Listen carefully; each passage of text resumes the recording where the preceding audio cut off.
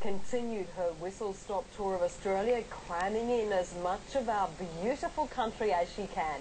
Today she was in Sydney with Bondi Beach on the to-do list, and Ange Bishop joins us there now. And Oprah and her audience have had yet another busy day, this time out and about in Sydney.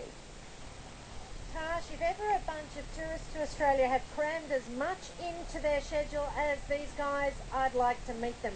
I am absolutely exhausted. Goodness knows how they are coping. But yes, another spectacular day. The last few hours of it spent right here at Bondi Beach. And it began, of course, with Ms. Winfrey feeling a little peckish and thinking that she should try one of the hottest restaurants in the country, Bondi Icebergs. So sure enough, she arrived there to have a bit of a meal. Everybody raves about Bondi Icebergs. Everyone from overseas has heard about it. So, you know, it was a logical choice for her to go to. Meantime, a number of her audience were taking some surfing lessons down on the beach. Much to the amusement of some of the locals, I must say. But I tell you what, they threw everything into it. They were very passionate about learning to surf if they could. So by the time they'd finished their surf lesson, Ms. Winfrey had finished lunch, and it was time to ask what she'd had and whether she'd enjoyed it.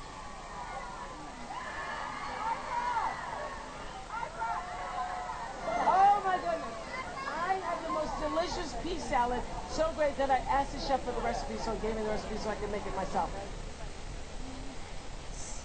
So, Bondi Beach, tick. There was something else in Sydney that had to be done today, and of course that was the Sydney Harbour Bridge climb. Well, it's one of the best locations I've ever experienced, and so...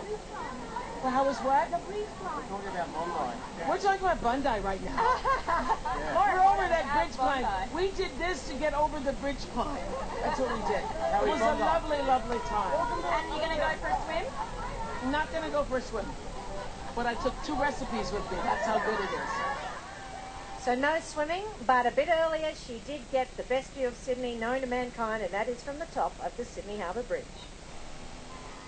It was a Queen of the World moment for the Queen of TV as she ignored her extreme fear of heights, donned the attractive grey overalls and climbed the Sydney Harbour Bridge. But she was visibly relieved when she made it back onto terra firma. Loyal fans lined up for an audience, some completely overwhelmed to be breathing the same air as Oprah Winfrey. She's the Queen and Elvis is the King, and all I have to do is meet him now. Oprah then went to have her first close look at the Sydney Opera House, while across town her first guests were arriving. Keith Urban, Nicole Kidman, with their 2-year-old daughters, Sunday Rose. It's good to be in Sydney, actually, for Chrissy. Good to see you. Meanwhile, the Maroon family at Sydney's Elmwood are still recovering from their surprise visit last night. I just came from somebody's house, a woman who was in the audience, and she said she was from Australia. And I said, oh my goodness, give me your card and I'll come to dinner one day. And then I just showed up at dinner. The whole family was there. Did she fall over? She fell over. She was drinking beer. From beer in the burbs to bubbly by the bridge, Oprah's next stop was her official welcome party at Sydney's Royal Botanic Gardens. This is just how we do it here, and then we do a little bit of this here. This is how we do it.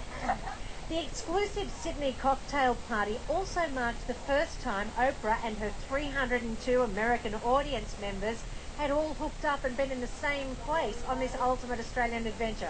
And with Oprah's new TV studio in the background, thoughts were turning to Tuesday's shows.